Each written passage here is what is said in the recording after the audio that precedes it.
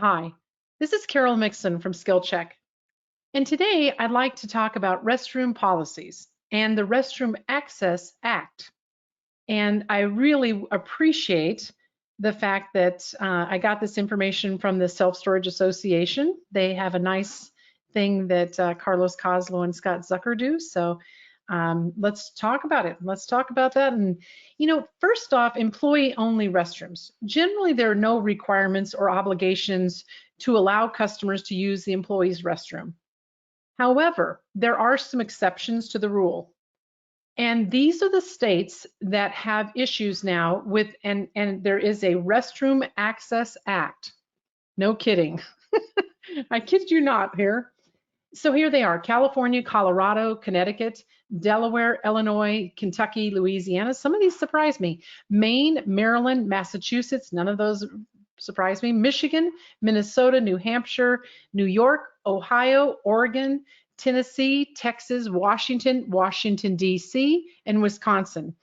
And I will say this particular act, when so many states are doing this, I don't think it's far behind to have the other states come back and say, yes, we want to have some laws requiring, how customers can use restrooms at businesses, how the law applies. These laws apply to customers with qualifying illnesses such as Crohn's disease, ulcerative colitis, and other eligible conditions. So the thing is that we don't know what's wrong with our customers or anyone just wanting to use the restroom. However, it's going to be imperative if you are not allowing people to use a bathroom in these states, you're going to have to be careful. So states differ on proof also. So New York and Washington have developed some cards. They're bathroom passes. It's like you're back in school again, right? For persons with qualifying diseases. And there are other states, Colorado, Massachusetts, and Michigan, that require doctor's documentation.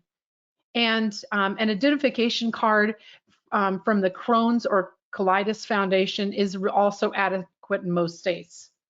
So if you don't allow a customer to use a restroom and they come up and they say, hey, I've got this proof that I need this, you need to let them use it even if it's an employee bathroom, employee only bathroom. Additional states rules. A person is entitled to use an employee only restroom, but they may not be given access to some business establishments. Most states require that 3 employees to be on duty at the time of the request for the restroom is made. Now that may leave out a lot of storage places because we don't always have 3 employees. So you need to know what the rule is in your state. This will eliminate those smaller storage facilities where they have only maybe 1 or 2 people on duty because duty? Oh my goodness, that was too easy to go to. And especially if we have something that, is notice staff only behind this point.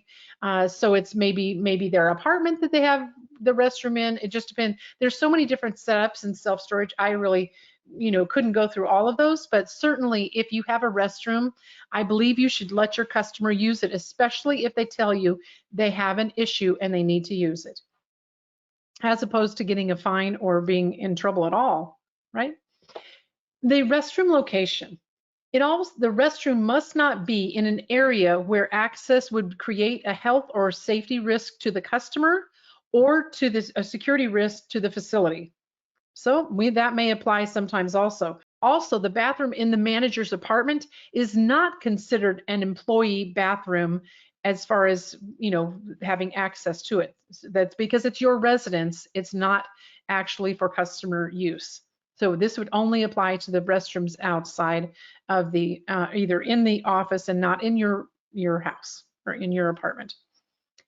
Now, one of the things I'm going to suggest is maybe we get those keyless entries so we can install these entry locking systems. They allow you to change the codes easily. It's an easy way to keep the random user out of the bathroom. And I like to use them. I like to have them at my properties because then I don't have to have a key out or, they don't get the key back. It's just easier to have the entry. And then you can change it if you have a problem with it. It's very easy to change. Storage properties that have ancillary sales, operators in these states should alert employees to the possibility that a request to use the bathroom should not be dismissed. You want to be careful about that. If a patron claims that they have a qualifying ailment, in most states, the law is enforced by the Department of the Health, and the fine in violation is about $100. It's just different in other states, but it's typically about $100. So best practices. There are a lot of storage managers who lock the bathrooms and require customers to get the key from the office, and that's fine. Some storage properties don't allow any customer use of the bathroom, which I think is silly to me, whether it's in the office or on the site, because frankly, they'll find somewhere else to use the bathroom. And so I always let the customers use the restroom on the property. And yes, some people are going to mess it up and they're not going to keep it very clean, but it's important that you let them use the bathroom. Otherwise, you may find them somewhere else that they've gone, and that's even worse. I've been in this industry long enough that I have cleaned up my share of that on the property. Yes. So, and also, I'm just going to give you a reminder. The cleaner that you keep the restroom, the cleaner that the customers will leave it. I promise you that. That I know about, bathrooms and keeping them clean, because the managers that I've noticed that aren't as good as keeping it really clean, they're like, oh, it's always dirty like this, but they don't clean. They clean it like once a week. You don't clean a bathroom once. You go in multiple times per day. I would say, if you have a lot of activity in and out of your property and you have people using the restroom, check it every hour. Make sure it looks good and it's stocked up, and because it's just really helpful for customers to be able to use the restroom. And I know some people lock it up and don't like it, but that's just not the right thing to do.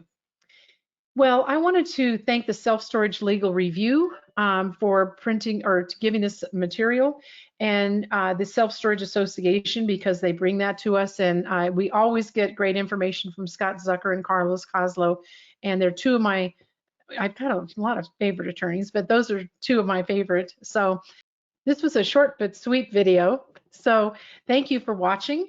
And please subscribe to our channel. And again, my name's Carol Mixon. If you're trying to get a hold of me, you can call my 800 number, or you can get me at carol@skillcheck.com. And if you have any other ideas for videos that you'd like to see on YouTube, let me know. Thank you and happy renting. Bye.